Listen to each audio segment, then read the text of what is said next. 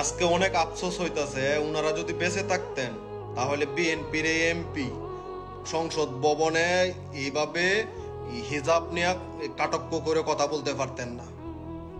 তে আমি তো জানি ওনারা কবে মারা গেল।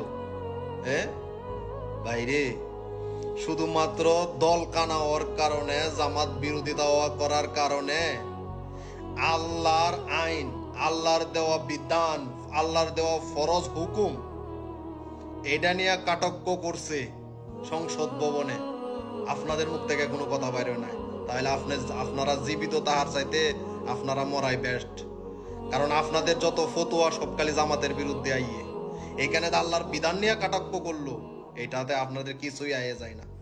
এতেই বোঝা যায় যে আপনারা একমাত্র সুবিধাবাদী, আপনারা মুনাফিক, আপনারা ফতোয়াবাজ। এই সত্য কথাগুলি যখন আমি বলি না, তখন কিছু বাঙ্গির ফুতাইন, কিছু ডপ মারানির ফুতাইন আমার ফেসবুকের কমেন্ট বক্স আয়া তোমরা কান্নাকাটি সরো, কুত্তার মতো কেউ কেউ করো। তোরা দল কানা তাকে একটু সরিয়ে আয়, তুই চিন্তা কর যে তুই হিজাব নিয়ে যে কাটাক কটা করছে, এটার নিয়ে তোর প্রতিবাদ করার দরকার আছে কিনা যদি তুই মুসলিম হয়ে থাকস। অথচ তাদের মধ্যে কোনো জবান বাইরে না, কিছুই বাইরে নাই।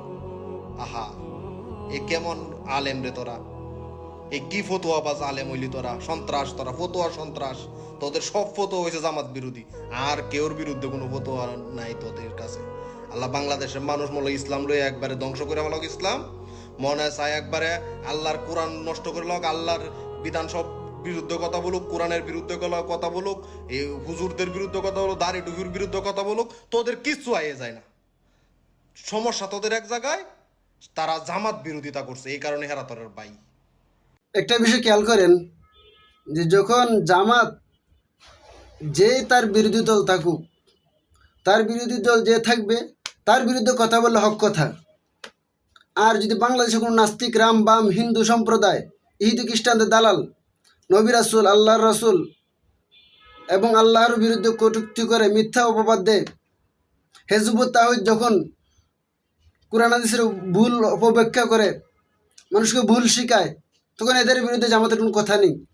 জামাতের শুধু কথা হচ্ছে তার বিরুদ্ধে এখন বিএনপি আছে, এবং বিএনপি যে ভুলই করবে সেটার বিরুদ্ধে কথা না বললে আপনি দালাল, আপনার মুখ বন্ধ। এমনকি জামাতের এক লোক, এক কন্টেন্ট ক্রিয়েটর, উনি কওমি অঙ্গনের সবার ফটো দিয়ে, এই যে উনি সবার, এই যে আপনার ভিডিও আসতেছে দেখেন পরবর্তীতে ওনার ভিডিওটা, সবার ভিডিও দিয়ে বলতেছে যে ওনারা কি মারা গেছেন নাকি। মানে জামাত দেখেন, জামাতের এই অনেক শুরু লগ্ন থেকে নিয়ে, এই বাংলাদেশের ৭১-এর পর থেকে নিয়ে, এমনকি আগেও দেখেন ব্রিটিশ আন্দোলনের বিরুদ্ধে এদের কোনো অবদান নেই, থাকলেও হয়তো অল্প থাকতে পারে। কিন্তু এই জামাত দেখেন ৭১-এর সময় পাকিস্তানের পক্ষে ছিল, কিছু হইলে দালালি করছে, সবাই না করুক, অল্প হইলে করছে। কিন্তু জামাত যেসব কোরআন হাদিসের বিরুদ্ধে আসে, আল্লাহ এবং তার রাসূলের বিরুদ্ধে কোনো রাম বাম নাস্তিক কথা বলে, তখন ওনাদের কোনো কথা নেই। ওনাদের কথা হচ্ছে ওনার বিপক্ষে রাজনীতি মাঠে যে আছে তার বিরুদ্ধে কথা বললে আপনি মনে হক কথা, আপনার হকের জান্ডারি, আপনার হকের পতাকাবাহী। কিন্তু যখন আল্লাহ এবং তার রাসূলের বিরুদ্ধে নাস্তিক, রাম বাম, হিন্দুরা কথা বলে, তখন ওনাদের হক কথা আসে না, তখন ওনারা মুখ বন্ধ। তাই আসুন দলকান আনা হয়ে সত্যিকার অর্থের মুসলমান হয়ে কোরআন হাদিসকে বুকে লালন করে, আল্লাহ এবং তার রাসূলের প্রেম লালন করে সঠিকভাবে চলার চেষ্টা করি। শুধু আমার বিরুদ্ধে যে আছে তার বিরুদ্ধে কথা বলে যে হক কথা, এটা এমন না। আর দালালি করেন না, অনেক কথা দালালি শুরু করছেন, এখন বলবেন না আবার দালালি দালালি, যে দালালি তাহলে কি এক চেটিয়ে কথা বলেন কেন? আপনার বিরুদ্ধে এখন বিএনপির সাথে তো আগে জুটে গিয়েছিলেন, আর বর্তমানে এখন বিএনপির বিরুদ্ধে আছেন। এই জন্য আপনাদের বিএনপির যাই ভুল করে সেটার বিরুদ্ধে কথা বলে হক কথা। আর আপনারা কি করতেছেন? এই যে একজন হিজাবের বিরুদ্ধে বলছে, এই জন্য কেউ কথা বলা নাই, কওমি অঙ্গনের এই জন্য দালাল হয়ে গেছে। আর জিসান যে বললো নবী রাসূলদের এবং সাহাবীদের কটূক্তি করলো, বললো নবী রাসূল অন্যের বউর প্রতি আসক্তি ছিলেন, নাউজুবিল্লাহ, সাহাবীরা অন্যের বউর প্রতি আসক্তি ছিলেন, কত বড় মিথ্যা অপবাদ। নবী রাসূলের নামে কটূক্তি, এটার বিরুদ্ধে আপনারা কোনো কথা নেই, এটার বিরুদ্ধে কোনো কথা নেই। আরেকজন লোক আইসা বলতেছে যে হ্যাঁ এই হেফাজত কি করে এখন, হক কথা বলে না। তখন আপনারা কি করেছিলেন? এই কৌমি অঙ্গনের কোনো সময় গুপ্ত রাজনীতি করে নাই, সবসময় প্রকাশ্য থেকে রাজনীতি করেছে। জেল জুলুম ফাঁসি এই কৌমি অঙ্গনের দেওবন্দি দ্বারা শুরু থেকে নিয়ে এই পর্যন্ত। আল্লাহ তাআলা আমাদেরকে দিনের সঠিক বুঝ দান করুন। আর অন্ধভক্ত হইয়েন না, অন্ধভক্ত হইলে নিজেও জাহান্নামে যাইবেন, আরেকজনকে জাহান্নামে নিয়ে যাইবেন। কলুর বলদ হইয়েন না, কলুর বলদের ব্যাখ্যা আছে, এটা ইনশাল্লাহ পরবর্তীতে অন্য ভিডিও দিব।